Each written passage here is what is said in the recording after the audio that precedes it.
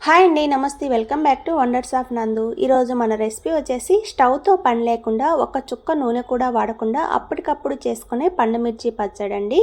ఈ పచ్చడి వేడి వేడి అన్నంలో కానీ నైట్ మిగిలిపోయిన అన్నంతో కానీ తిన్నా కూడా చాలా బాగుంటుంది.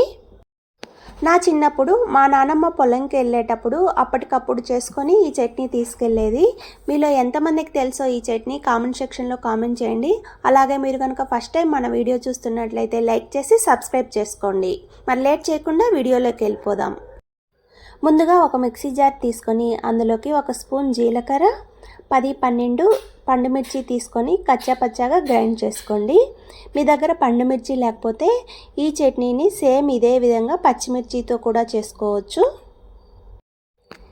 ఈ విధంగా కచ్చాపచ్చాగా గ్రైండ్ చేసుకున్నాక ఇందులో 5-6 వెల్లుల్లి రెబ్బలు, చిన్న నిమ్మకాయ సైజ్ అంతా చింతపండును శుభ్రంగా కడుక్కొని వాటర్లో నానబెట్టుకున్న చింతపండును వేసుకోండి. 2 టమోటాలను ఇలా చిన్న ముక్కలుగా కట్ చేసుకొని వేసుకొని ఒకసారి పల్స్ తిప్పుకోండి. రుచికి సరిపడినంత సాల్ట్, 2 ఆనియన్స్ని చిన్న ముక్కలుగా కట్ చేసుకొని వేసుకొని ఒక పల్స్ తిప్పుకోండి. ఆనియన్స్ అనేవి మెత్తగా అయిపోకూడదు. ఇలా కచ్చా పచ్చాగా గ్రైండ్ చేసుకొని సర్వ్ చేసుకోండి. ఈ చట్నీ చేసుకోవడానికి 5 నిమిషాలు కూడా పట్టదండి. చాలా బాగుంటుంది. ఒకసారి ట్రై చేయండి.